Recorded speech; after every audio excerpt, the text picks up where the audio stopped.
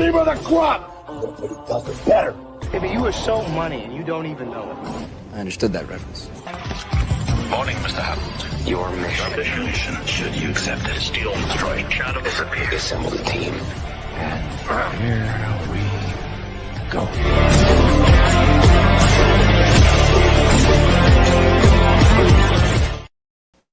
Greetings, salutations. This is Freewheeling Fridays. This is a weekly show where we introduce to some of the best creators from all over the world, and we find out more about them by taking your questions.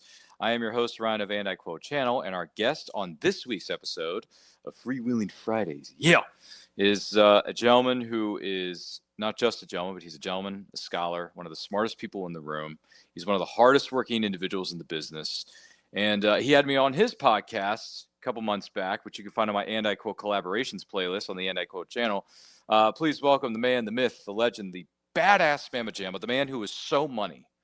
He's money. He just doesn't even know it. Sam Vera is here. What's up, brother? How you doing? What's going on, man? How's it going? I'm doing well. I'm happy to have you here, Sam. We're also happy to have you here who are watching or listening to this program right now. So do not forget to like and share. And if you have any questions for our guest of honor, let us know in the comments. Let us know in the chat. More than happy to take those as they come in, and we hope everyone has had a good week. Hope you're ready for the weekend, all that kind of jazziness, whether you're binge watching your favorite television series, maybe going back and rediscovering a classic film. I don't know. I've been watching movies since I was, EA high, so I know a thing or two because I've seen a thing or two. But we're not here to talk about that. We're not here to talk about me. We're talking about Sam Vera. If someone is not familiar with you, just, in the words of our good friend Jack Nicholson, tell us about yourself. Who are you? I am Sam the Crazy Man Vera. I created Catch the Craze podcast back in 2005, the first independent comic book podcast in the game and the longest running. I wear that with a badge of honor. And I'm also an independent comic book creator. I created There's an Alien in My Toilet, Forbidden, ARG, and now Cosmic Wars, which Cosmic Gorf, the main character, I created when I was 12 years old. And it was the first comic book character I ever created, and now it's on Kickstarter, and I'm having fun with it. Rock on, man. That's awesome. Congratulations on that, by the way, Thank and you. everything you've accomplished up to this point in your life. And boy, don't you have a very eye-catching set back there, because I'm seeing all these blinking lights. It's like at the Las Vegas Strip, and I see a bunch of books behind you now. Are those your comics, or Yes. are those books that you like are collectors of? Are you a collector of those, or are That's those your all- personal comics? That's all my books that I've that's actually all. There's an Alien in My Toilet, and then there's the Wow. Forbidden graphic novels there. So behind me is my work, and then in front of me are the Mhm. things that inspired me when I grew up. Like I have a big poster of Alf. I have the Muppet Treasure Island poster. I Oh my have gosh. Charlie Brown Christmas poster. I have the Lord of the Rings poster, and I have an ET poster on the wall. Whew. Yeah. That's pretty awesome. And did you know Muppet Treasure Island turns 30 this year? I did not know. Yeah. Yeah. And, yep. Fun fact. And here's another fun fact for you. And for those of you who are watching or listening to this program right now, we actually did a 30th anniversary watch along for Muppet Treasure Island on our YouTube channel, And I Quote. So you can check it out. Links are in the description. I can drop the link here down in the comments here momentarily. But yeah, Muppet Treasure Island turned the big 3-0, and there's been some posts about it on social media on the Muppets Instagram page. So feel free to check that out. They're posting a little behind-the-scenes tidbits, a little bit of bits and pieces of interviews that were conducted with Tim Curry, the man, the myth, the legend. Yeah, when they were shooting it. Not, they've interviewed him recently regarding the 30th anniversary, but the clips that they've been posting are more so when they were filming it back in 95, 96. Oh, nice. So yeah, it's been fun to revisit that because, Sam and I are big Muppets fans, and we grew up on all the Muppet properties, whether it was the movies, the television series. I don't know if anyone remembers Muppet Babies, but that was something that I remember watching as Yes, a kid. man. Yeah, Muppet Baby, Yes. the cheesy over the hill theme song that probably every man, woman, and child could probably recite at this point because it's been tattooed on certain people's brains, like Sam's over here. So yeah, Muppet Babies. Let me ask you this: how would you rank some of the Muppet movies? What are your top 3 favorite Muppet movies? I like the Christmas special where Fozzie and them go home. Muppet Family Christmas. Yes, that's my favorite. I mean, Is it? I could tell you this: when I was drawing, when I was drawing the book for the Duty Christmas special, Sure. I had that on YouTube on replay the whole time I would draw, because it reminded me of that the innocence of being a kid, and I love that one. And I actually went when I was a kid to see the Muppets Take Manhattan and the Great Muppet Caper in the movie theaters. Yeah, I was there. I was there, baby. I was there when Wow. Moses parted the sea. I got a little upset with Moses because I told him, I said he didn't warn me and I had gel in my hair. And so when he parted the sea, I got splashed. And I was like, yo, dude, I worked on my hair all morning. You could have warned me. But yeah, so it's been a while. But yeah, I'm a big Muppet fan. I think those are the three. The Great Muppet Caper, Muppets Take Manhattan, and the Christmas special. Wow. Not a bad ranking by any stretch of the imagination. By the way, there is no right or wrong way to rank the Muppet specials or movies and television. There's really no right or wrong way to do it because there's just so many great moments in Jim Henson's production's career. So, yeah, I'm with you on Muppet Take Manhattan. That's definitely one that rings in the back of my mind sometimes. Manhattan Melodies, especially the song where it's Dr. Teeth. You can't take no for an answer. No, no, no, no. Yeah. And they got that montage of them just walking into the camera. Yeah. And they're going to all the different studios and they're saying, no, no, no. It's so good. It's so good. Yeah. But I got to be honest with you, though. The Great Muppet Caper, Diana Rigg, Charles Grodin. Unfortunately, both actors are no longer with us. R.I.P. to two legendary actors of the business. Yeah. Because I grew up watching Charles Grodin in that movie Clifford with Martin Short. And the Beethoven movies. He was the dad in Beethoven. With the dog. Wow. And Diana Rigg, one of the biggest roles that she had in her career, and I'm not sure if you know this or not, she was the female lead in On Her Majesty's Secret Service with George Lazenby in the James Bond movie. Oh, wow. Didn't know that. Yeah, she played Tracy, James Bond's love interest, and I believe it was the one, if not the only time James Bond got married. Oh, wow. I didn't even know that either. Wow. To Tracy, played by Diana Rigg, and I believe it was, let's think of the year here, folks. Give me a second. 1969's On Her Majesty's Secret Service. So feel free to check it out if you've never heard of it before. If you want to get a good entry point into the James Bond saga, On Her Majesty's Secret Service with George Lazenby, who was the only actor ever do it once, at least as far as canon goes, not counting the stuff that came before. Just throwing that out there. But yeah, man, Diana Rigg, I mean, she was drop dead gorgeous in On Her Majesty's Secret Service. But when I see her in Great Muppet Caper, all I can think of is that baseball diamond. Because that's what everybody's after. Yes, everybody's after. You know what we got to do, Sam? We got to catch those thieves red-handed. What color are their hands now? Come on. And this is my favorite part of the movie. So when they get off the bus and they find the Happiness Hotel, you remember that line that Fozzie drops as soon as they get off the bus? No. Okay. He says they're looking yonder and they see the Happiness. He says, "Whoa, if that's the Happiness Hotel, I'd hate to see what the sad one looks like." I'm just like, who said, like, only the Muppets can say that kind of stuff with a straight face and get away with it for real. You know what I'm saying? So yeah, Great Muppet Caper is definitely up there for me. Muppet Treasure Island used to be like up here and now it's kind of like, kind of down here a little bit. It's still a good movie. It's just I don't like it as much as some of the others. But my favorite Muppet movie, believe it or not, is Muppet Christmas Carol. Yeah, that's a good one. Hands down. Yeah. Hands down. We watch it every holiday season. I'm sure you do as well. Nice. It's a great movie. It's timeless. Michael Caine, as Scrooge, does a tremendous job every single time I watch it. It's fantastic. So definitely something worth revisiting during the holiday season, folks. For those of you who are fans of that sort of stuff. Yeah.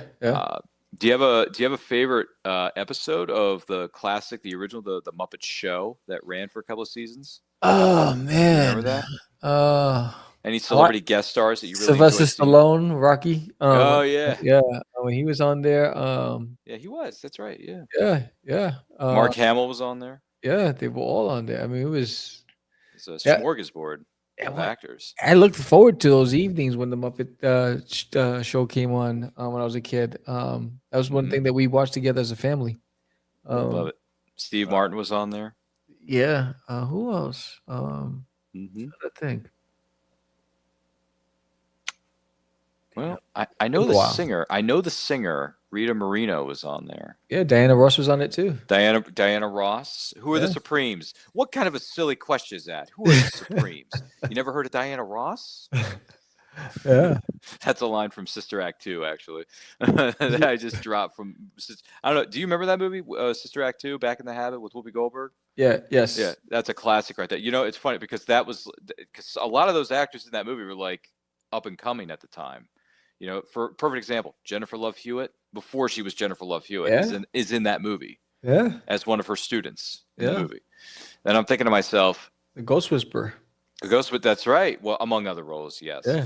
But yes, Ghost Whisperer, Can't Hardly Wait. Remember that one? Yeah. Yeah, she was in that one. She was the object of everyone's affection in that movie. Yes, I remember that. Yeah. This is a bit of a deep cut. I don't know if anyone's familiar with this or not, but there was a movie that came out in the mid '90s at the height of her popularity, and it kind of went under the radar. Not a lot of people saw it, but it was called Trojan War, with Jennifer Love Hewitt being the one of the female love interests in that movie, and then the lead actor was Will Friedle from Boy Meets World. He was the lead actor in that. Oh, really?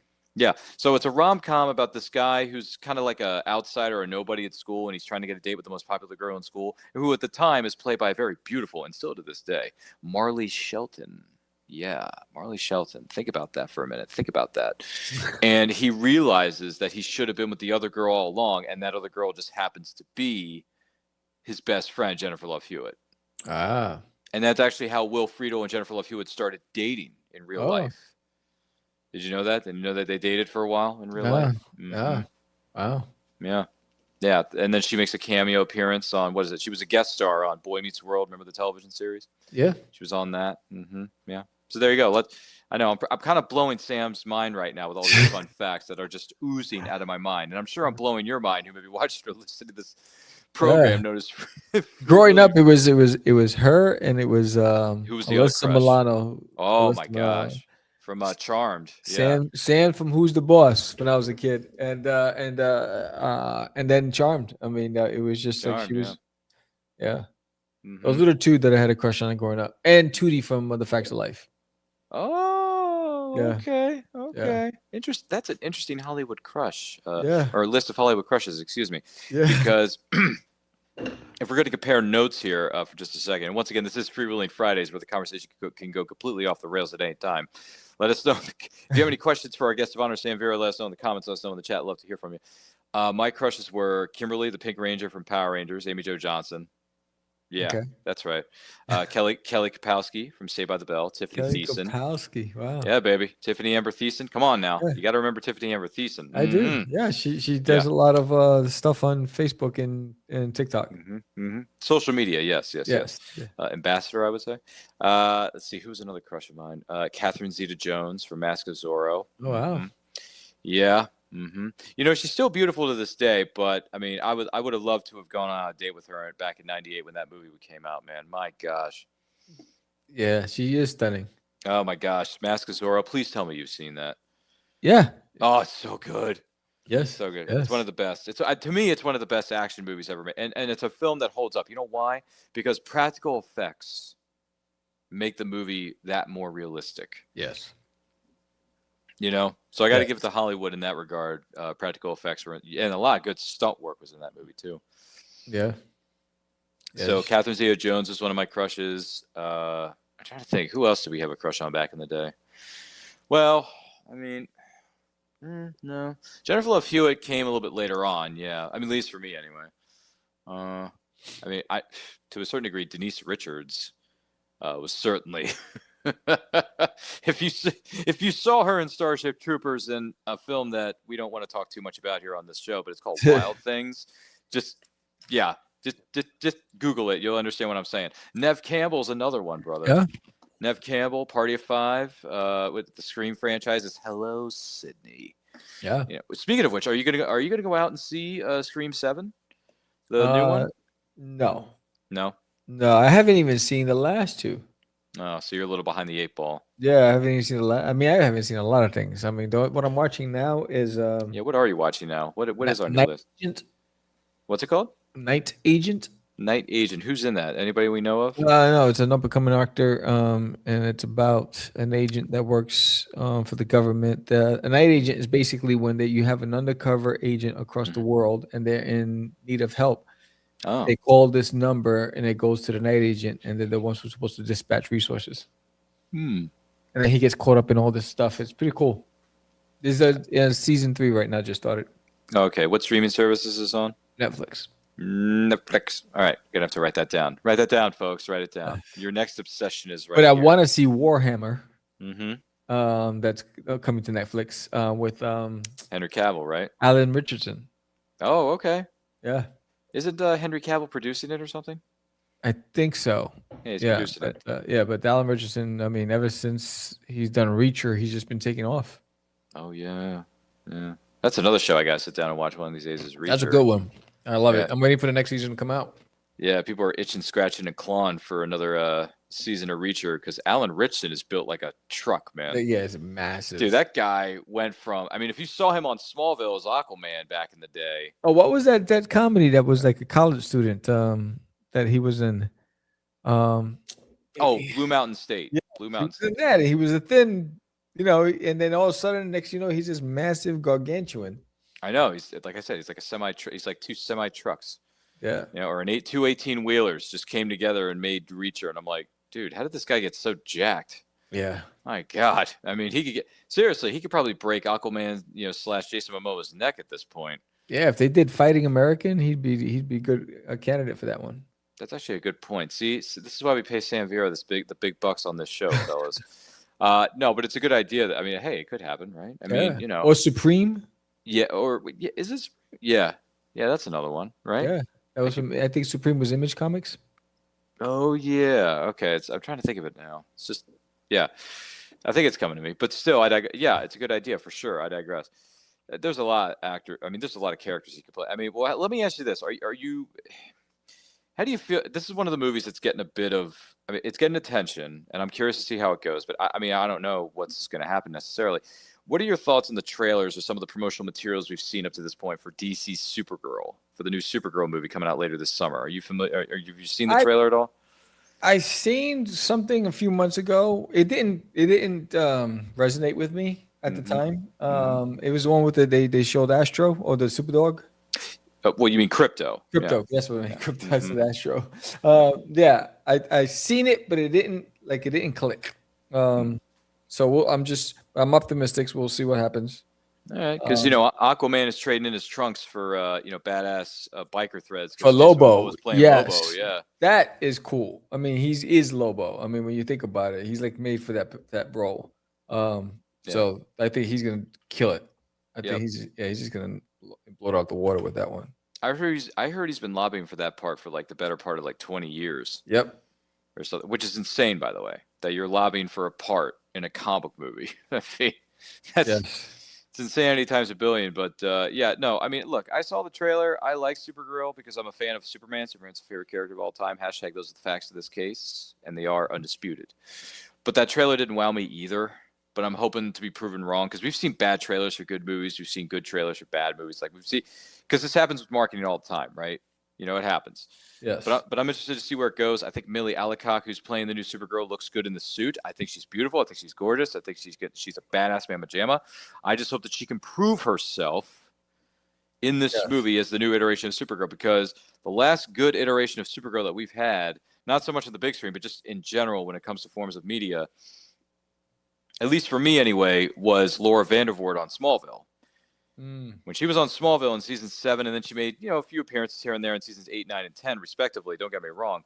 That to me is a badass Supergirl. That's what I want to see. The Melissa Benoist television series that she led for like what 4, 5, 6, 7, 8, whatever it was. I watched the first season of Supergirl. It did not work for me. It did not work. That actress.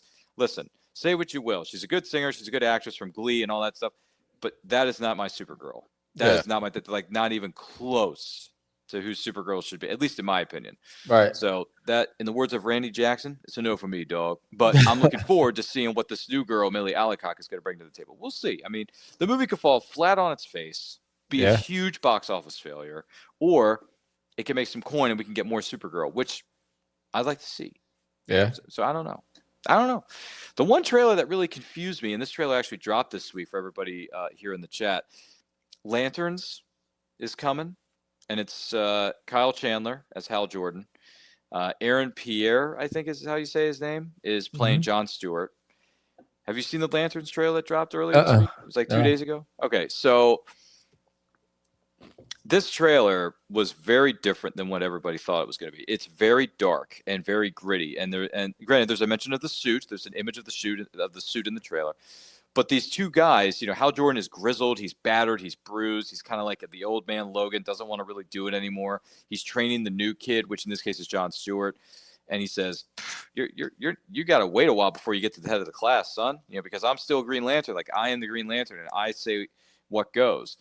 And they go to this small town. They're investigating what's going on. There's mysterious goings on, And people were saying online, it's like No Country for Old Lanterns. It's a mix. And people are saying it's a ripoff of a Taylor Sheridan television series because of how dark and gritty it is. Right. The other thing that bothered me about this trailer is that the Green Lanterns, especially the main one, and I love Kyle Chandler as an actor. I think he's a great actor. He played Coach Eric Taylor in Friday Night Lights, for Pete's sake. But he keeps dropping the F-bomb. Every 2 seconds in this trailer, and this is a 2.5-minute trailer. And now, granted, this is just a trailer, but I don't remember Green Lanterns ever cursing, and if they did, it was like sparse and in between. Yeah, because some producer said it needs to be go darker that direction, and that's why they screw it up. Yeah, I don't know, man. That Lanterns trailer really threw me and a lot of other people on social media off. So when you get a chance, Sam, I look forward to hearing your 2 cents when you've had a chance to sit down and watch the trailer. Yeah. I didn't mean to throw this at you kind of last minute. I apologize. But there's been some geeky stuff going on in the world. So I just thought I'd get your 2 cents on the matter. But hey, just throwing it out there. Have there been any indie comics that you've read recently outside the stuff that you're doing that you've really enjoyed?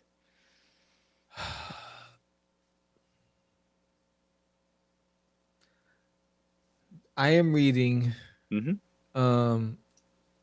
Your Wish is Your Command, which is a book on the power of projection and how you control your thoughts to manifest reality. I have a stack of indie comics because I back a lot of Kickstarters that are sitting there that I haven't opened up and read them yet. So because I'm reading this book, so nothing yet in recently. And then I have a stack of like art books. But no, I haven't read. I collect them, just haven't read them. See, that's what Sam and I are good at. We're very good at collecting books. We're just not very good at actually physically reading them. Yeah, I mean, it's just I even got a stack of I haven't even unboxed the Kickstarters. They're just sitting there. Yeah. Wow. That's you know what they say, Sam. That's cuckoo for Cocoa Puffs.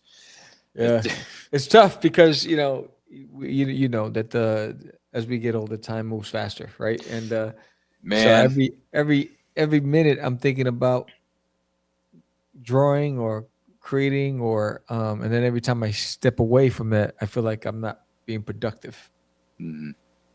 Which is why I haven't seen a lot of shows and haven't seen a lot of movies lately because I've just been working. Hey, it's understandable, and I'm with you on the time flying by faster as we get older because I'm pushing 40, and I gotta be honest with you, man. I get up, I go to work, I come home, I have a few hours to myself, and then all of a sudden I got to go to bed, and I got to get up and do it all over again. And then when you get to the weekends, which we're about to get into, here in the now, I got a free day tomorrow. I don't have any shows on Saturday for this week anyway. I'm just talking about this week. So Saturday's a free day for me. And then on Sunday I got another show I got to do, right? So in between I got all that free time on Saturday and Sunday. Now part of that's going to be spent doing some adulting stuff like laundry this, laundry that, whatever, right? Par for the course. But I hope to sit down and just read because I got all these books behind me, including comic books, including Sam. I hate to tell you this, but Forbidden is sitting on there. Oh, nice! And I did get I got your Forbidden graphic novel. It's over here. I got all the little trinkets that came with the Backstarter or came with the Kickstarter or the backer tier that I backed, which I was very happy to do for you, by the way. Thank you. Because Forbidden sounds like a really intriguing story, and plus, who doesn't like a good swordsman story? Swords, baby. I mean, just something like that. So Forbidden is sitting on that shelf. A few other Kickstarters are sitting on my shelf, and it's been rough, man, because you go to work 40 hours a week. You do 3 shows on the weekends. I mean, for those of you who do these kind of podcasts, I do 2 or 3 on the weekends, to be perfectly honest with you.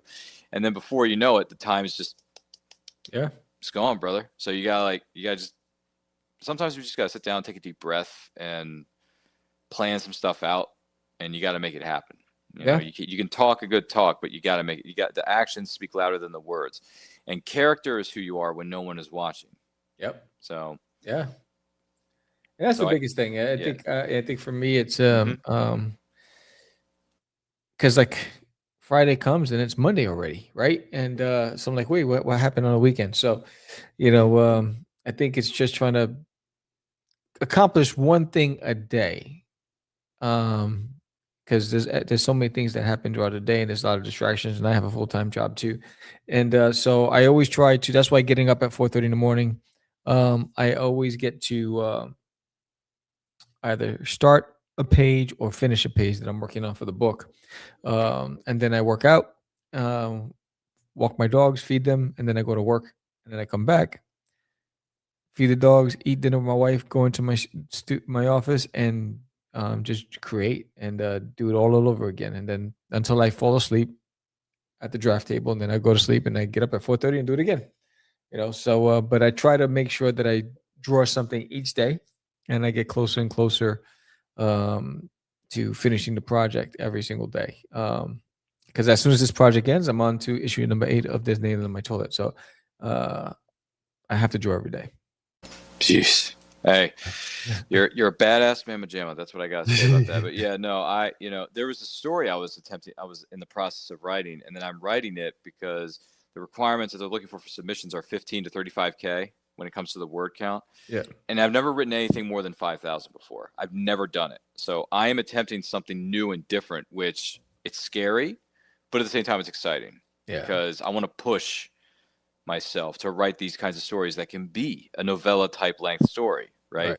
So I'm writing the story. I'm like 1,200 words in, and I'm realizing, oh shoot, I'm already getting to like the third act, and I'm not like I got to go back. I got to like retool this thing. You know what I mean?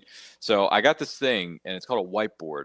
So it's a dry erase board, and I hung it up on my wall over here. It's off to the side of the studio, which unfortunately you kind folks can't see right now. Right. But I used that to map out, because this is something I didn't think I was going to do until now, but I'm starting to do outlines for my stories, because I realized that when you're outlining, it's like a roadmap. You see, okay, act 1 needs to be about this, all right? And then act 2 needs to be, about this, and the character's going through challenges. They get a setback, right? Yes. And then act 3 is about them overcoming that setback and getting towards the conclusion and getting towards the falling action and seeing, okay, how are we going to defeat this enemy, or how are we going to go about this? How is the character going to grow? Are the people going to root for this character, or are they just going to be like, oh, man, he didn't really change. What's the point? He didn't grow. Yeah. So it's just one of those things, right? So I'm starting to learn that outlining is, especially when you're doing something that's more than 5,000 words, is important. Yes. I think it's important. So I got some of it over here. I started writing it down. I have this thing right here. Let's show this to the audience really quick, because I think this is really cool. It's word slinging time. Okay, word slinging, and this is coined a phrase by it's a writing journal. Now this is from my good buddy Bobby Nash. He wrote this on the inside cover. It says, "Ryan, keep on word slinging, Bobby Nash." So if you're a fan of crime fiction, some thrillers, that type of stuff, look up BobbyNash.com. Don't worry, I'll post the links here in the comments momentarily. I'm doing multiple things. I'm wearing multiple hats here, folks. Cut me a break. But I'm writing stuff down in this writing journal, saying, okay, let's look at this. How's this going to go? Okay, so we got to figure out the landscape, what the setting is, who the characters are, what they're going to be going through in the beginning, how they're going to it's a process. It's a lot longer than I thought it was going to be, but I think it's necessary. Yes. Because if I don't outline this shiznit, then the reader is going to be like, what's this guy doing? He doesn't have a map. There's no through line. Yeah. And it's critical to anything that you do. Everything like Forbidden, Cosmic Wars. Mm-hmm. I have all of the characters, the character profiles, every character's bio, their backstory, and then I start plotting out the theme. What's the purpose of all these characters? What brings them together, or what tears them apart, what creates the friction, and so there's what's the motivation behind the story, and then I build the story from there and everything. But I can't do that until I have all of the cast secured, and then I have the vision and the goal of the story, and then I can start building on the journey, and from that point on. So once that's done, then I start script writing, because now I have my Bible. I call it my Bible. So I have the Bible. I go through it, and then so that helps me stay focused and stay on course with the storytelling. But I don't work on any project without securing all of that information first.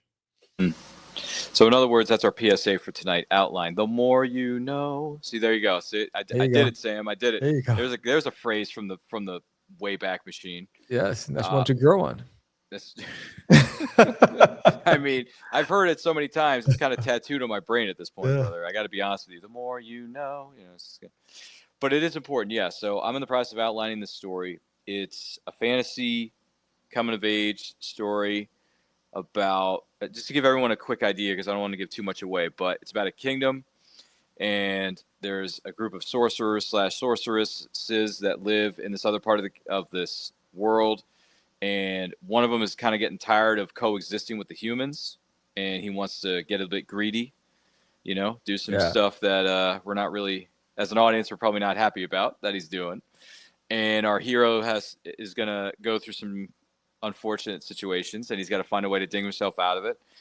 And there's a sorceress who may or may not be helping him in his journey to get a little bit of vengeance, but also try to bring balance back to his the kingdom or the world that I'm in the process of setting up. So that's kind of the rough idea of what I want to do with this. So we'll see how it goes. Wish me luck. Pray I don't pray I don't screw it up, Sam.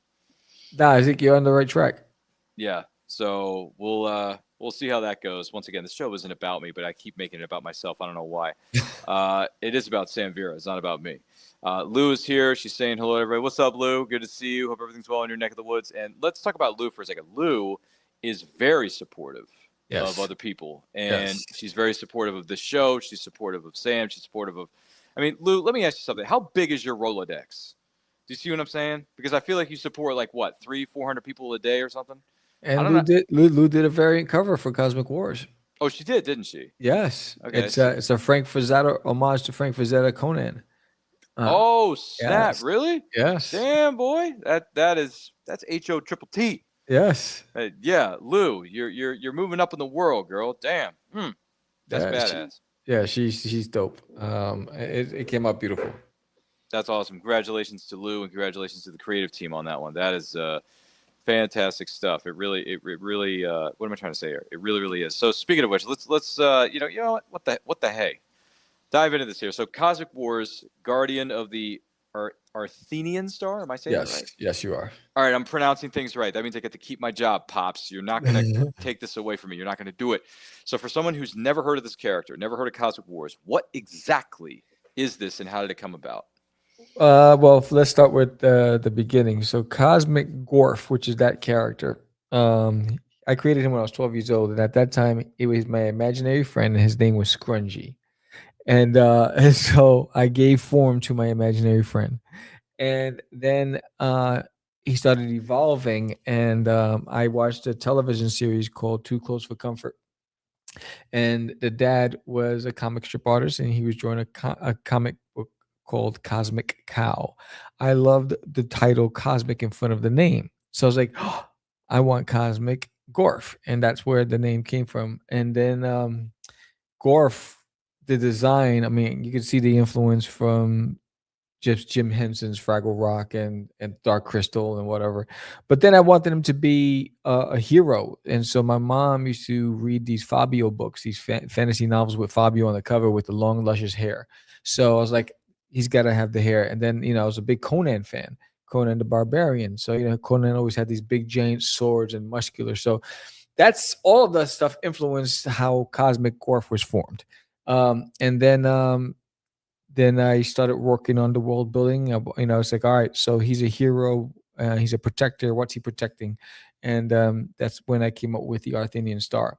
So Cosmic Wars number 0, basically, he goes into exile. There was a great battle, and Gorf's role is to protect the kingdom of Crystallia and the King Nepter. But there was a great battle, and King Nepter fell in the battle, and Gorf blames himself for not getting there in time to save him. So Gorf goes into exile. Now, by him doing so, he doesn't realize that he just put the entire universe in jeopardy because now he's no longer around. Because of his shame, he's went into hiding. So by proxy, the princess becomes the ruler, Princess Reina. There's never been a female ruler before. So now she has resistance with allies and within the kingdom. Now, because of that, they're vulnerable at the time. Lord Evil is plotting to take over because he wants possession of the gem, and he doesn't believe that she's strong enough to protect, and he feels like they're weakened. So it's a great moment to attack. On the opposite end, you have Zarkinar, who's a pirate overlord who wants that gem as well. So he's plotting his own. And then her captain of the Royal Guard, Captain M3, believes that he's capable of protecting and keeping everything safe, and he doesn't believe they need Gorf. He thinks Gorf is a failure. He doesn't want anything to do with Gorf, but the princess knows better. But so she decides to go off on her own, risking everything, to go across the universe to find Gorf, no matter where it leads her, to convince him to come back before it's too late. So that's the premise of issue 0 of the Guardian of the Athenian Star. Well, you had our curiosity, but now you have our attention. So that's really cool. And it's funny you mentioned Robert E. Howard's Conan the Barbarian, because I remember watching the Jason Momoa remake, Conan the Barbarian. Then I watched the original Schwarzenegger, or I attempted to watch the Schwarzenegger. I got like 30, 40 minutes into it. And I'm thinking to myself, this is too weird. It's not my cup of tea. I'm turning you off. So it didn't work for me. But I've listened to one of the audiobooks on short stories. That's an audiobook on YouTube. What is it called? The Castle of the Elephant, or the I think it's called the case, not the case, but the Legend of the. I forget the exact wording of this title, and I apologize, but it's one of the short stories written by Robert E. Howard's Conan the Barbarian. And I watched it, or excuse me, I listened to it, and I thought, oh, this is actually really interesting. You know? Yeah. So I do like Robert E. Howard's Conan the Barbarian. I actually have the Del Rey volume 1 of the short stories, the original short stories written by Robert E. Howard. It's called The Coming of Conan the Cimmerian. Ah. So yeah, I got it right over here. Nice. So my buddy Grayson, who's a diehard sword and sorcery fan and a big Robert E. Howard fan, with all due respect, he recommended it to me. He's like, hey, if you're going to start with sword and sorcery, you got to go back to the beginning and read the Godfather of the genre, and that's Robert E. Howard, baby. I was like, oh, okay, I respect that, because one of the films we watched in my film class when I was in college was Solomon Kane with James Purefoy. Oh. And I didn't know, but that Solomon Kane is another character that is written by Robert E. Howard. Ah, look at that. He's a Puritan warrior, actually, is the character of Solomon Kane. And I would strongly advise anybody who's interested in learning more about Robert E. Howard's characters and his stories, go and watch the movie Solomon Kane. It's really, really good. It's a great origin story for the character. James Purefoy is one of the best underrated actors in the business today, and this is one of his early performances too. So, if you want to see him with long locks of hair before he cut it off, check, or maybe he was wearing a wig at the time. I can't remember. But check out Solomon Kane. The movie came out in 2009, had a theatrical release, bombed at the box office, didn't make any money, went to video, became a bit of an underground cult classic hit on home video or streaming services, and it's really good, Sam. I strongly recommend you sit down and watch Solomon Kane with James Purefoy. It's a very, very good film. It's very, very good to me. Solomon Kane, very, very good to me. Robert E. Howard, very, very good to me. So, I would check it out, man. Have you not heard of Solomon Kane before? Yes, I have. Yeah. Oh, you have? Okay, Yeah. You just haven't seen the movie. No. I gotta look it up. Well, the good news is it's streaming pretty much everywhere, because it's a movie that's so old you can stream it practically for free on YouTube, free with ads. So, and it's streaming on Tubi, it's on Freevee, it's on Roku if you have access to a Roku box or a Roku television set. Yeah, I did see it. Yes. Oh, you did see it? Yes, with James. Yeah, I see it. James Purefoy. Yeah, I saw it. Yep. Okay. I just had to pull it up. It's been a while, but yeah, I've seen it. It's been a minute. It's been a minute for Sam. 2009. Yeah. Wow. That's old school right there. Yeah, man. Sorry, we're getting too old for this shit. But one thing we're not getting too old for is to be podcasting and enjoying what we do best. And if you find something you love to do, ladies and gentlemen, it is not called work. Word, exactly. This is Freewheeling Fridays. Don't forget to like and share. If you have any questions for Sam Vera, let us know in the comments. Let us know in the chat. But yeah, and we took the liberty of posting the link to the Kickstarter, Thank you. Cosmic Wars, in the comments. You guys can check that out. Yeah. Back it however you can. If you can't back it, share out that link to your friends. Yes, any physical pledges while on this live stream, you'll get a free sketch card from me. Hey, who doesn't like a free sketch card? Yeah. You know, who doesn't like a free sketch card for real? Yeah. And we are where are you guys at? We are 7 backers away from everybody getting a free digital download of the Art of Cosmic Wars sketchbook. That's hot, man. And we are 500 and I think it's $39 away. I think that's what it is from unlocking the next stretch goal and raffling off Cosmic Wars issue 0 2003 edition. Whoa. First Look at printing, 2003, full color. This is the first I produced Cosmic Wars back in 2003.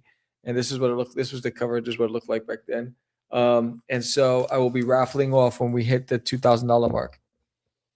Oh, that's to one of the lucky backers. That's red hot.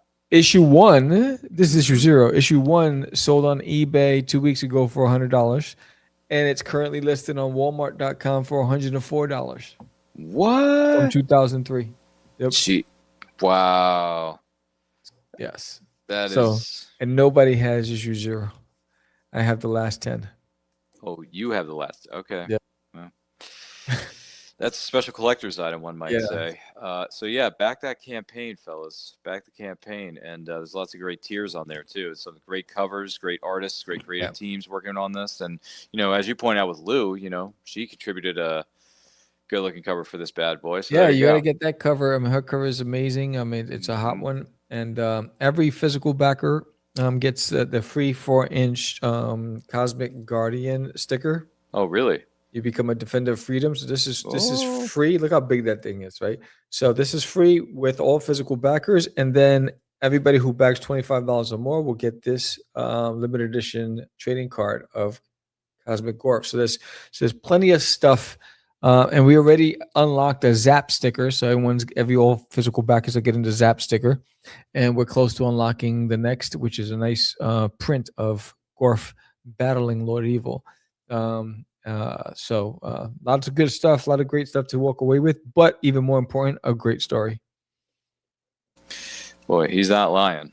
He's not lying. I mean, he really is, dude. That's awesome sauce. It really is. Yeah. And if anybody who picked up Forbidden and thought that world was big, Cosmic Wars is the world in the universe is vast, and there's a lot of characters. There's a lot of amazing characters in this book, and this story can go on for 100 or more issues.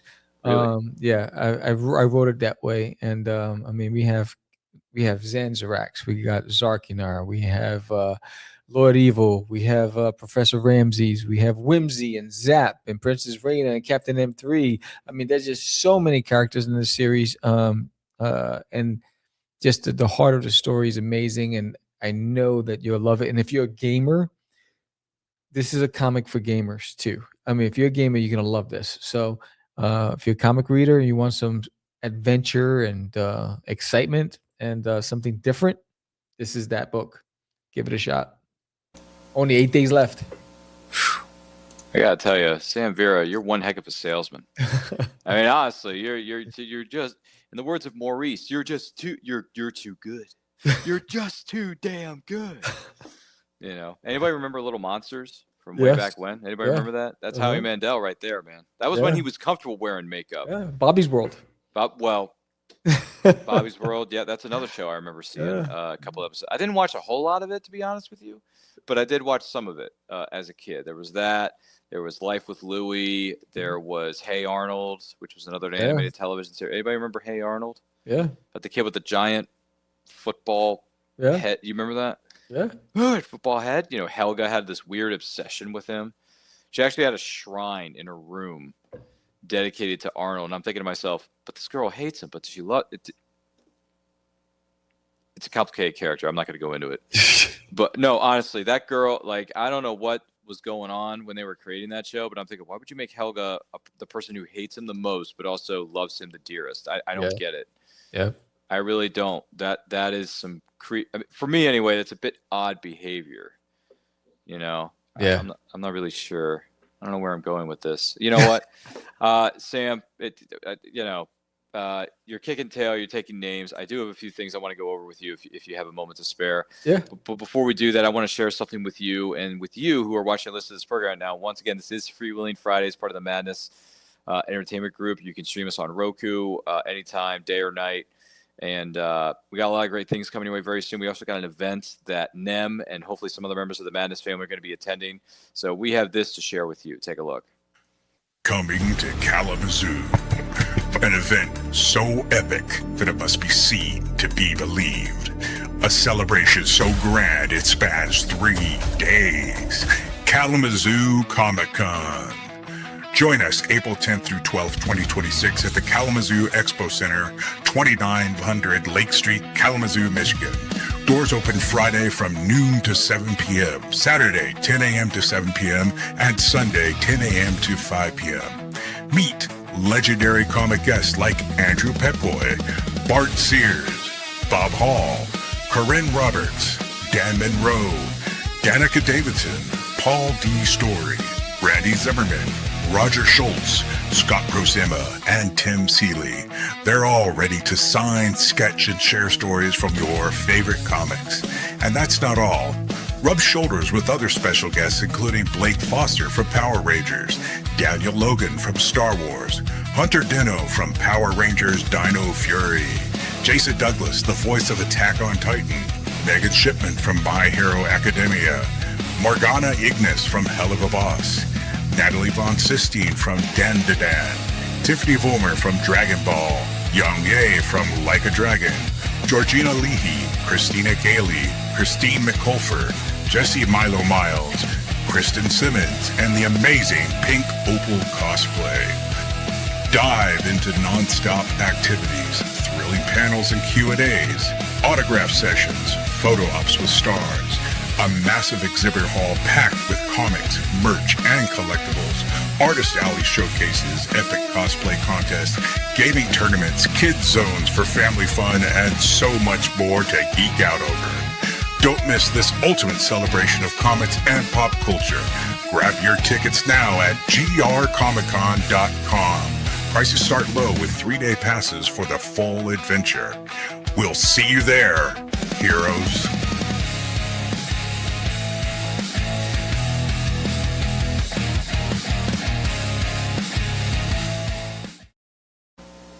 Wow, man. Wow. Dude, that's a stacked lineup too. Yeah.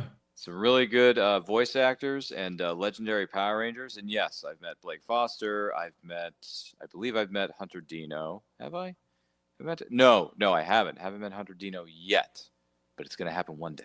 All right, guys. There you go. But yeah, no, that's a really sick lineup. And congratulations to everybody in the Madness who's going to be attending that event in Indiana. My gosh, that's going to be one heck of an event, isn't it? Yeah. Sounds fascinating. Man, whew. That's something, isn't it? But yeah, just wanted to share that with you and get the announcement out because it's coming up. And it's coming up quick, too, because as Sam and I talked about earlier, time flies, man. Time flies. It does. For sure. Who is a comic book writer, living or dead, you would like to have a conversation with? Comic book writer, Mm-hmm. living or dead, that I'd like to have a conversation with. Probably two of them living is going to be Jeff Smith Bone, because he writes and draws his own book, and Tom McFarlane's Spawn. Those are the two. I think they both created a lane for themselves. And similar to me, they're writers and artists. They do both, and I'd love to just sit down and chat with them. Nice, man. Nice. Good picks there. Good picks. Yeah, Tom McFarlane's done some interesting stuff in his career, that's for sure. I mean, Spawn's going strong. His toy business is even stronger. He has all the licenses with every major sports franchise. He's got a lot of movies. He's even got characters from Marvel and DC now. Really? He's doing. Yeah, he's a beast. Wow. Okay. When are we ever going to get the freaking Spawn reboot we've been promised the last 15 years? Yeah, I don't know if that's happening. I gave up on that a long time ago. Okay. Yeah, because I think when they said Jamie Foxx was involved, then I don't know. I think he had a hit with the animated series on HBO. Mm-hmm. Don't know why he doesn't just bring that to Netflix and just keep that going, because that is much better than Invincible, in my opinion. Mm-hmm. And so I think if he brought Spawn to HBO, to Netflix or Prime, and just did the animated series like he did, because I don't know if you've ever seen it. It redefined everything. It is, if you haven't seen Spawn the animated series, you got to see it, bro. Yeah. It is amazing. It was breakthrough. It was gritty. That's the reason why everybody decided that they want to do gritty and dark and all that stuff, because Todd did it. And it was just beautifully done. It was great. Sam and Twitch, the characters are in the series, the detectives, those are my favorite characters. I always felt like they should have their own television series.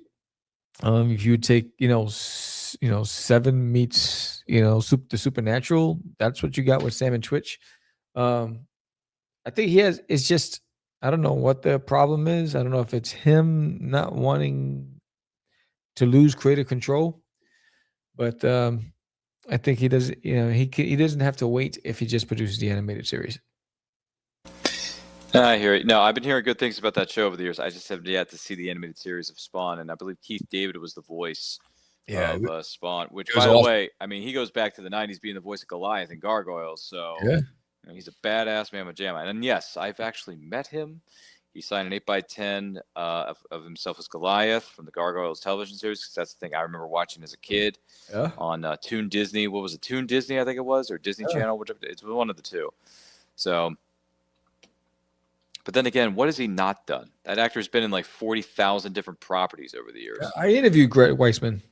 Oh, for real? Yeah, he was on Catch the Craze podcast years ago when I first created Catch the Craze. I think he was on either 2006 or 7. I actually interviewed him twice on the show. Wow, that's pretty cool. Yeah, I've interviewed a lot of people. Brian Polito, the Dable brothers. Sure. What's his name? That created that illustrated the Boondocks. The producer of the Boondocks. Oh I shoot. forgot his name. I've had a lot of people on the show, like mainstream guys, and it was cool. And then we transitioned to a lot of the unknowns, because I felt like the unknowns weren't getting enough spotlight. Gotcha. I get that. I can understand that point. I can understand that, by the way. Understandable. Flip side of the coin, though, who's a comic book artist, living or dead, you'd love to sit down and have a conversation with? Stephen Platt. I don't know if you know, he did Prophet, he did Fighting American, he did Soul Saga, and he did 5 issues of Moon Knight. He is a fantastic illustrator.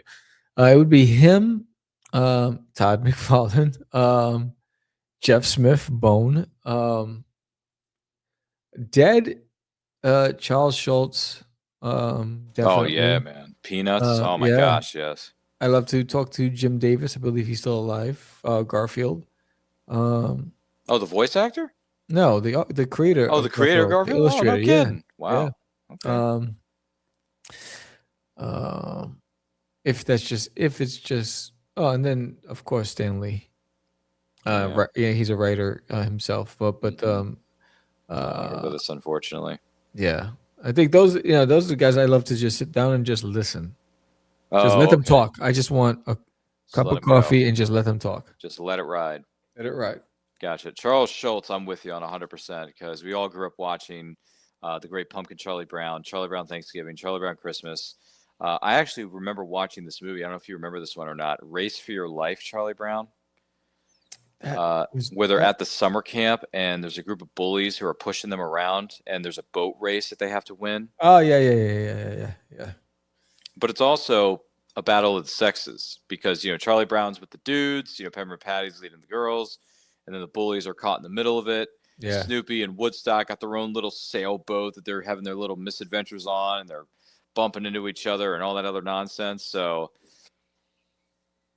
I remember watching that on VHS as a kid, and the soundtrack So good. Yeah, yeah. And it's a great road trip kind of movie. It's about an hour 15, I want to say, if not an hour 10, as far as the, what do you call it, the runtime. Yeah. Check it out if you can. It's called Race for Your Life, Charlie Brown. And it's got everybody's in it, and it's a fun. It's good. Obviously, it's a good thing to watch during the summertime because, like I said, they're at a summer camp. Right. But you can watch it any time of the year, really. Yeah. Did you remember Someday You'll Find Her, Charlie Brown? Is that the one about the redheaded girl that Yeah. Charlie Brown's after? I have not seen that one. She was in that house. Yeah, that was a good one. Oh, I haven't seen that one. Yeah. Someday You'll Find Her, Charlie Brown. Okay. Yeah. It was 1981. Oh my gosh. Yeah. Woo. That's going back. Yes. Back to Cali, baby. Cali. Yeah, there's another one for you. Fun fact, and once again, I'm not trying to toot my own horn here, but I sat down and I spoke with one of the voice actresses who, not the original, but one of the, voice actors who have voiced some of these characters over the years. Patricia Patz was at Ocean City Comic-Con in December of 2025, in Ocean City, Maryland, more specifically. And she voiced Peppermint Patty. Oh, wow. In some of the Peanuts specials. Wow. And I think one of them was she's skating, or what? She's the best skater, Charlie Brown. Gosh, what was the other one? But anyway, she's been in a few of them. And she has graciously decided to be a guest this season on Anti-Quotes. So obviously, we're going to talk about her working with Charles Schultz when she was just, a very young little girl. And she also played Annie in a production of Annie. And I think it was, I can't remember if she said it was New York or LA. It may have been LA. But we're going to talk about her experience in musical theater, right? We're going to talk about her time as a voice actress, what it was like working with Charles Schultz and some of the other voice actors of the time. And that's a legend right there. I mean, that's one of the OG Peppermint Patties. So she's going to be on. I'm very excited. We are very excited as a family. As a community, we're very excited to have her on. And dude, I can't wait to talk to her about her working with Charles Schultz and being that character for those X amount of few years that she was doing it. Because I mean, Peanuts is we talked about this earlier, and Sam and I agree about reading is essential. But I think watching the Peanuts specials is essential because you want to go back to a time when things were, simple. You were making new friends. You were discovering things about yourself. You were discovering things about other individuals. Yep. And you were being supportive of each other. Yeah, you would throw some jokes and some jabs and put each other down at times. But you know what? You did it because you cared about the other person, and you did it because you were just being a kid. You were just enjoying life.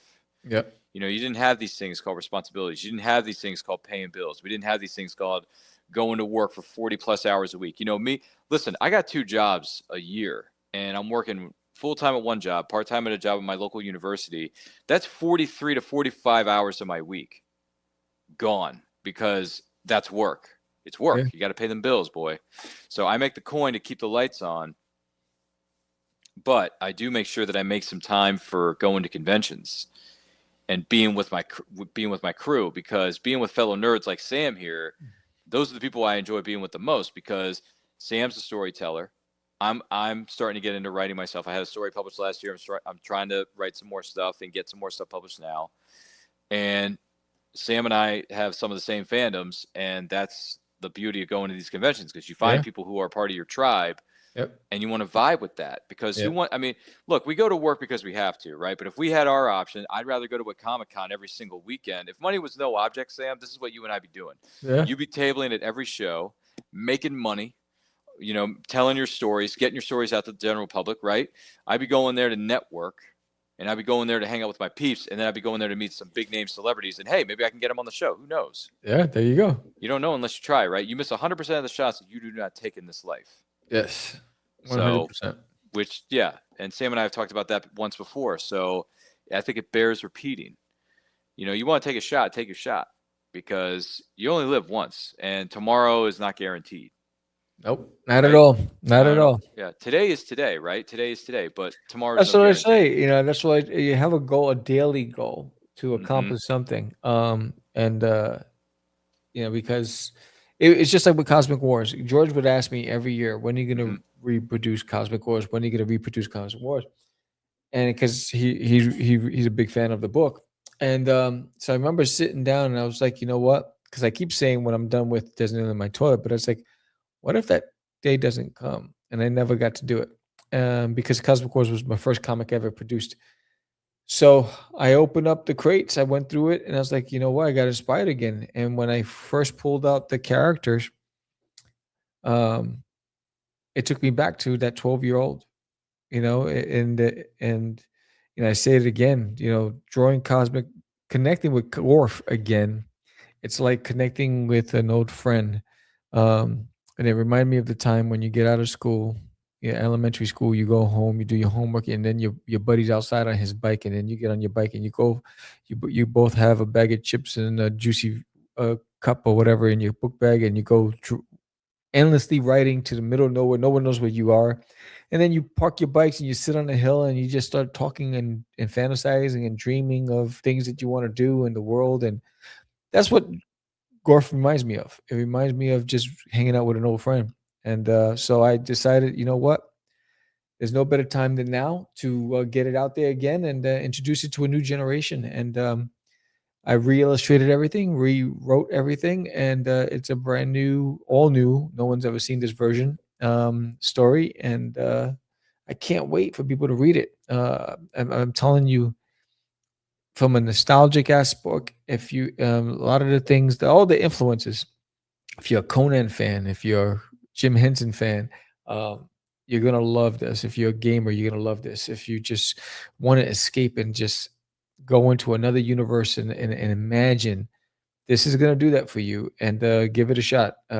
This is created with a lot of heart and purpose, and I want to share that with you. If that's not a mic drop moment from Sam Vera here on Freewheeling Fridays of this episode of 2026, I really don't know what is.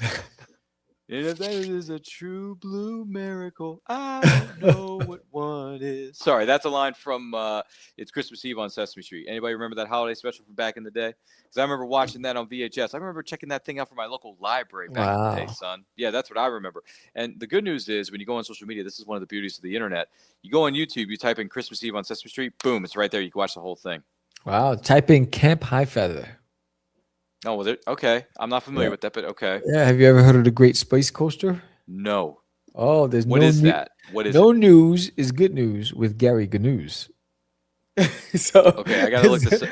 It's, You gotta drop me some links, man. You gotta send me this stuff. Yes. You ever seen the New Zoo review? No. Oh, No. You gotta text me. You gotta yeah, text me man. this stuff. This is some great stuff. Great stuff. I'm not familiar with this. I'm gonna have to look into this. Another thing. I got you stumped. Yeah, he does have me stumped, to be perfectly honest with you, or perfectly honest with you, who may be watching and listening to this program right now. I'm just saying. But one of the things, well, here's something I remember about the Muppets, because we were talking about this earlier, right? So one of the things I remember seeing at the Muppets, and this was in the Muppet Caper, the Great Muppet Caper had this thing called the Muppet Newscaster would always come out. Uh-huh. You're like, this is a Muppet News Flash. Yes. You know, and this is the funny thing. So I was on YouTube one day and I type in Muppet Newscaster, and there's a manga. There's this collage of clips of every single time he shows up in the Muppet Show, and he's dropping these weird news stories like there are falling thermometers from the sky. Please be aware. Yeah. Or whatever. And the thing would drop on his head. He was like, ah, and like there is some really funny bits. Yes. With the Muppet Newscaster. And I actually have my buddy Bobby Nash, and I dropped his link in the comments here so you can check out his stuff. He does artistry, so he's a bit of an artist. He can do bookmarks, he can do door hangers, he does custom artwork, custom sketch cards for you, Sam. He can do tons of stuff. So I said, hey, can you make me a door hanger of the Muppet Newscaster? Because he's always on the air, and I want you to write on air, get out. Nice. As a door hanger. Nice. So he made it.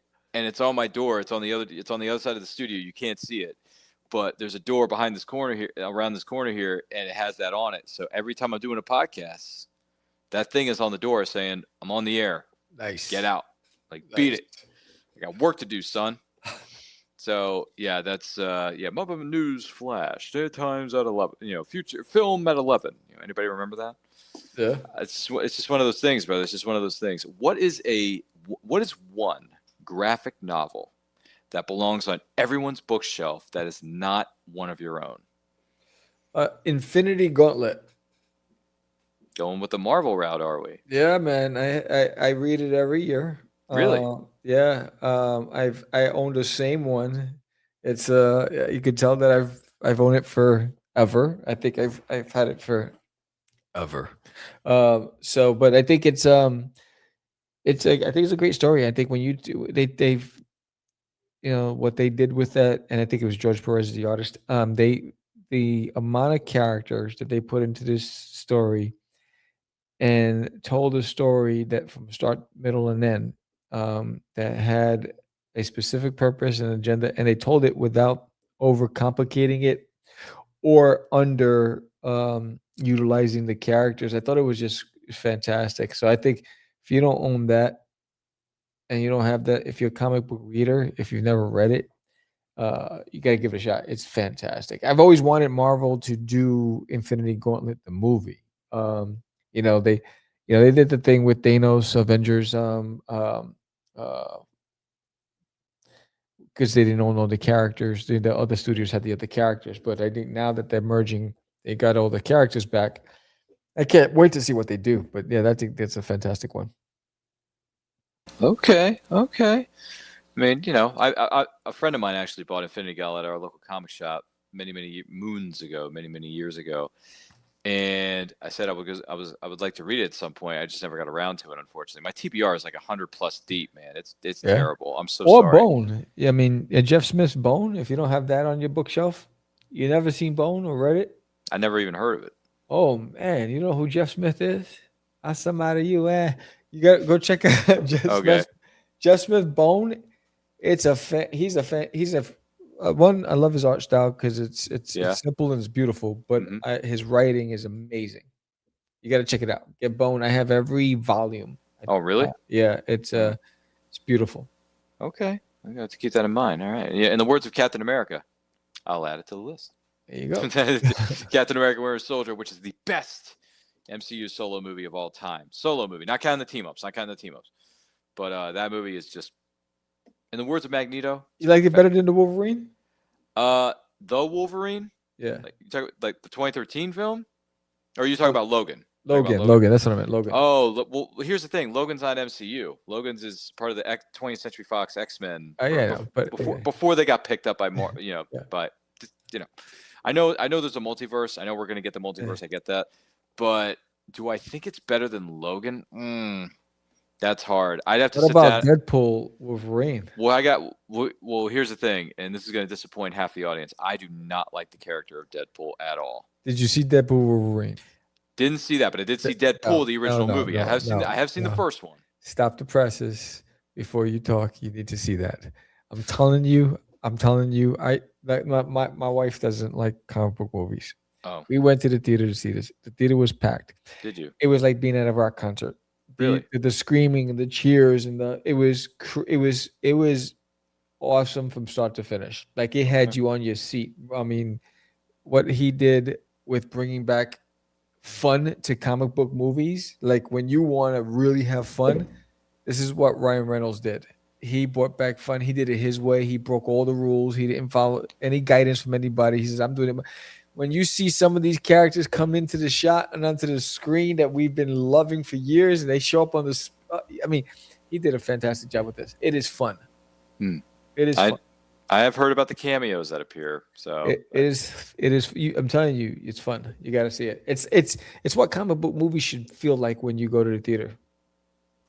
All right. I hear you. It's just I just couldn't, me personally, I just can't. I'm really personally not a fan of the character of Deadpool. And the other thing is professionally, well, I never met him personally, but I understand that the stuff going on behind the scenes. I am not a Ryan Reynolds fan in general. I mean, there are some films that I did like him in, like some of the dramatic stuff, or maybe a few of his rom-coms that he did early in his career that I thought were really good. It's just the Deadpool stuff. I'm just not a fan of it. But I understand Deadpool and Wolverine got a lot of great press, and it's they killed it. They killed it. Yeah, they've been doing quite well. It's on streaming now, so I can go back and watch it. I do have Disney Plus. # not sponsor of the show, Sam, not sponsor. But I am aware that it is streaming, right? It is streaming. Yes. So I can go back on there and watch the Yes. footage. And by the way, Sam, there's only ever going to be one blade. There's only ever going to be one blade, son. It did $1.4 billion. That's a lot of it is a lot of coin. That's Avatar money, bro. That's true. I heard Avatar didn't do quite as well as they had hoped. One of them didn't. One of them did. Was it Fire and Ash, I think? It didn't do it? I don't think it did quite as well as the other ones did. Was it the first two? Way of Water and Avatar 1? Avatar I can't remember. grossed 1.5 billion, Right. including roughly, so they did that globally, and Yeah. 401 million domestically. Domestically, yeah. I don't know how much Fire and Ash. Compare all three of them. I think Fire and Ash didn't do quite as well as the last two. They missed it by $200,000 Oh, I thought it was worse than that. Never mind. I'm way off. Okay. because their previous one did 1.5 billion, and this one did 1.48. All right. Stop acting up. That's not a difference. Yeah. Hardly a difference at all if you look at the grand scheme of things here. Yeah. Sam. Yeah. What is one single issue comic that belongs on everyone's shelf? Single issue comic? Yeah, we're talking. Like a We're one-shot? talking a floppy. Yeah, floppy. A Mhm. one shot? Well, it could be a one shot or Or something just that's part a of single issue? part of a continuing run or a certain run of the comic. That's interesting. Because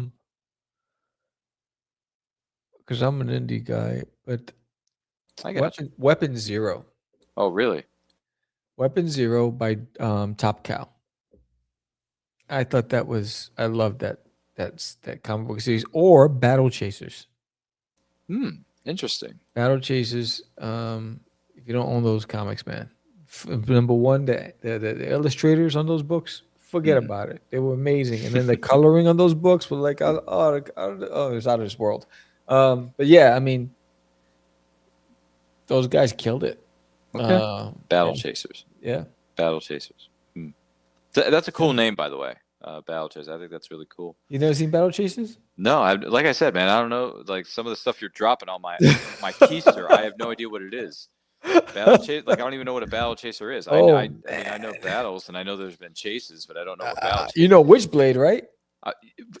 Oddly enough, I loved that television series when it was on. I thought Witchblade was. We interviewed her on the show. Get the heck out! You've interviewed. Hold on a second. Let's back this up for a second. You've Yancey interviewed Butler. Yancey Butler. Yes. Sarah Pazzini.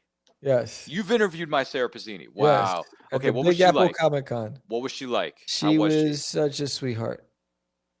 So I had when I had Cast the Craze podcast back in those days, I had field reporters. Oh, really? And so I had Michelle St. Martin. I was tabling at the Big Apple Comic Con, and Yancey Butler was a guest there. She was there, so I couldn't leave my table. So I said, "Hey, Michelle, let's get her on the show." So she walked over to her. She goes, "Hey, we'd love to interview you." And she goes, "Absolutely." So live right it on the spot. Got the interview. It's the highest viewed show on my channel. In fact, when I reposted a year ago a clip from the video on YouTube, she responded to me. She goes, "Oh my God, that was such a great time. Thank you for sharing that, the memories and blah, blah, blah." On Twitter, she responded. I was like, wow, she's just amazing. Get the frack out of here. Yeah, man. Bro, okay. I'm going on your YouTube channel. We also interviewed Doug Jones. Oh, okay. All right. From cool Hellboy. Dude. Yep. I hear he's a cool dude in person. Yeah. I've heard some stories about him. Yeah. But yeah, no, dude, the fact that you got Yancey Butler, I mean, look, the show only ran 2 seasons. Yancey Butler was going through some personal issues at the time. She was struggling at the time. That's why they canceled it. But at the same time, I still would have, I mean, if she had, depending on what would have happened, if she had gotten the help, whatever it was, I think Witchblade could have gone on for several more seasons after that. Yep. Because the mythology of that weapon and the mythology that it crosses through time, crosses through historical time periods, right, Sam? And Yancey Butler carrying that torch, or I mean, heck, she could have passed the torch on to a young Witchblade like years later, kind of deal, kind of like I don't know, kind of like the Watcher and Buffy the Vampire Slayer to a certain degree. Dude, I felt so bad for TNT when they canceled that show. I was ticked. I was like, really? You ended on this kind of a cliffhanger? Are you out of your fucking mind? Because, and by the way, years and years later, I don't know if you heard this news or not, but they did release the complete series of Witchblade on physical media for the first time ever. And they did it several years ago. It's on Divida. And yes, Sam, I bought it. And yes, Sam, I still have it. And yes, it's still in the case. I didn't take out the discs and put them in one of those CD binders. No. I still have the box set because I'm hoping that someday, somehow, I'm going to cross paths with Yancey Butler and be like, hey, I like you. I think you're a good actress. You got really good talent. I think it's unfortunate what happened with Witchblade. I want to see you come back. I could make you famous. Something like that, yeah. Yeah. So, bro, Yeah. I hope to see her at a convention. I don't really see her name pop up at the conventions anymore, though. No. That's a sad thing. No, I know. That's what ticks me off. I want to see her at a show, man. Have you ever seen Moonlight? The television series? Yeah. With, what's his name? Alex O'Loughlin and Sophia Myles? Yeah, where he was a vampire. Yeah, I love Yeah. Moonlight. That was another underrated show. Yeah, why? No, I'm just saying that was around that same era. That was around that same time period. Oh, yeah. Well, yeah. Pretty close. Yeah. But yeah, Moonlight was good too. Alex O'Loughlin and I Yeah. think her name was Sophia Myles, if I'm not mistaken. Yeah, he went into doing what was Hawaii it? 5-0. Yeah, Hawaii 5-0. Yeah, Yeah, he was McGarrett. yeah, He was McGarrett, Steve McGarrett, baby. yeah. Dude, man, Sam, you know your shiznit, man. Dude, the fact that you interviewed Witchblade, oh my gosh, I gotta see this interview. I gotta see the show. Yeah. Gotta see the footage. The theme song was cool. The Yep. intro to the show. Yeah. The trailers and the promotional materials that they were, the TV spots, were narrated by Peter Cullen, aka Optimus Prime. Oh, nice. Yep. And I'm like, bro, Optimus Prime narrating Witchblade. I mean, that guy could read a phone book. Yeah. And I would still think it's awesome because Peter Cullen is still going. 40 plus years later in the business, he's still going, man. Yeah, man. Bless that man's heart. And Optimus Prime is one of the best Yeah. fictional characters, I think, of all time. Yeah. I mean, the that's still one of the classics. The Transformers, the animated movie. Yeah, it actually. I'm sorry to make you feel younger here, Sam, but it actually turns 40 this year. Wow. Mm-hmm. Came out in 86. 86. Yeah. Yeah. And Yep. G.I. Joe the movie. Okay, so those two came out, but you know what else came out in 1986? Highlander. Oh, yeah. There can be only one. That's right. Sam, there can be only one. Here we are, Yeah.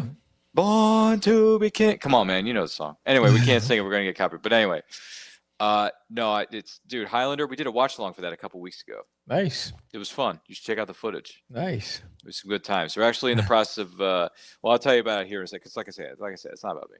But once again, this is Freewheeling Friday, so I want to take this opportunity to. Well, first of all, Sam, what has been your experience at some of the conventions you've been at recently? Have you been getting a lot of feedback? A lot of people coming up to you being like, "Yo, your book is the best in the world." You know, dropping some CM Punk lines on you. No, I have every convention that I go to frequently each year. I have a loyal group of people. So I only go to the conventions where I know I have a following. I don't go to the celebrity focused events. I go to like more comic centric shows, and everywhere I go in so far in Texas, there's always at least a dozen or more people that have picked up the previous issues are coming back for more, or they want the latest sticker or the latest art print from me. So yes, I've been fortunate enough that I have a nice strong base. And even when I do book signings, I have people, when I announce I'm going to do book signings, they will travel to come to the bookstore to get something from me and just say hello. So it's pretty cool. Awesome stuff, man. Yeah. Awesome stuff. You ever bump into our good friend Lori Calcaterra down there? in Yeah, we Texas? just hung out at the Texoma Comic Con. Texas Comic. Yeah. Yeah, we went to dinner as well. Oh, isn't Yeah. that special? Yeah, and I was Yeah. just on her new show. What was it called? The Creators Corner podcast. It was with her, William Russell, and Chris Hayes. Oh, no joke. Yeah, they just launched it. I was the first guest. When do they do this normally? They did this 2 days ago. So it was Wednesday. Yeah, Wednesday nights or Wednesday mornings? it was Wednesday night. Ooh, good. Hey, Laura, you need a guest for some of your shows. You do realize that I'm work here, right?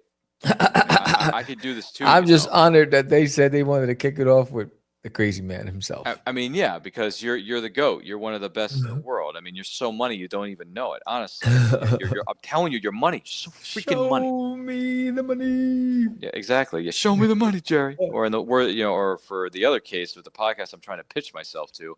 Show me the money, Lori. Show me that money, Lori. Show me the money. Anyway, Pops, you know my name and number. Send it over to Lori. Maybe she'll put me on the show one day. Who knows? But I do want to take this moment, and I want to take an opportunity to say thank you to Sam Vera for being our guest on this week's episode of Freewheeling Friday. Sam, you are the man. You are the Mac. You're a myth. You're a legend. You are kicking ass and taking names like nobody's business. You're breaking those necks and cashing the checks. So thank you for being here. Now, if someone wants to know more about you and follow you on social media, where can they find you? They go to dutiesworld.com, or they just type in Catch the Craze. That's with a D-A, not a T-H-E, or Art of Samuel. So I'm on I think 16 or 17 different social media platforms, and it's either Catch the Craze or Art of Samuel.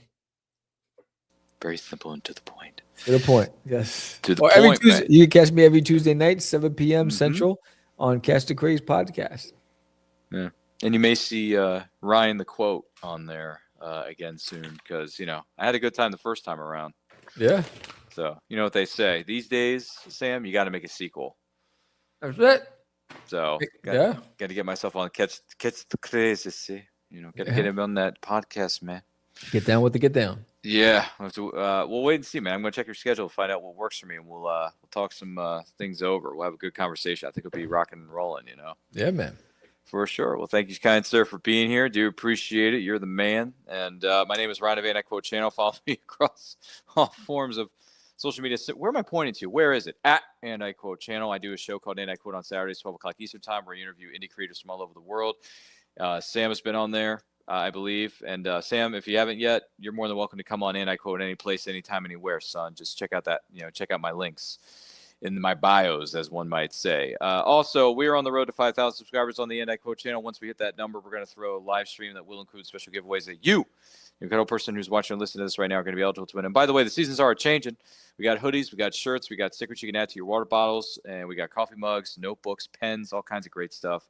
And our Redbubble store, links are in our social media bios. So make sure you check that out. I took the liberty of posting the link to our YouTube channel in the comment section of this video here. So check it out. Don't forget, lots of great things coming your way very soon on the And I Quote channel, as well as the Madness Entertainment Group, because we never stop, we never close. We're open 24 hours a day, 7 days a week, as Al Pacino would say in the great crime thriller film known as Heat. If you've never seen the movie Heat, check that movie out, because that's one of the best movies ever made.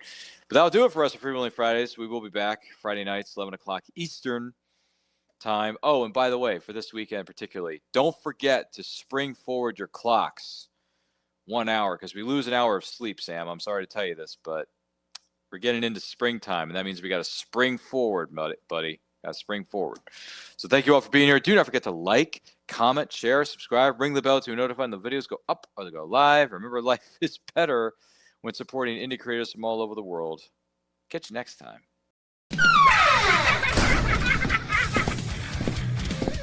If you missed the live viewing of any Meg production, you can find all our content on Roku or as a member of this channel. Madness Entertainment Group.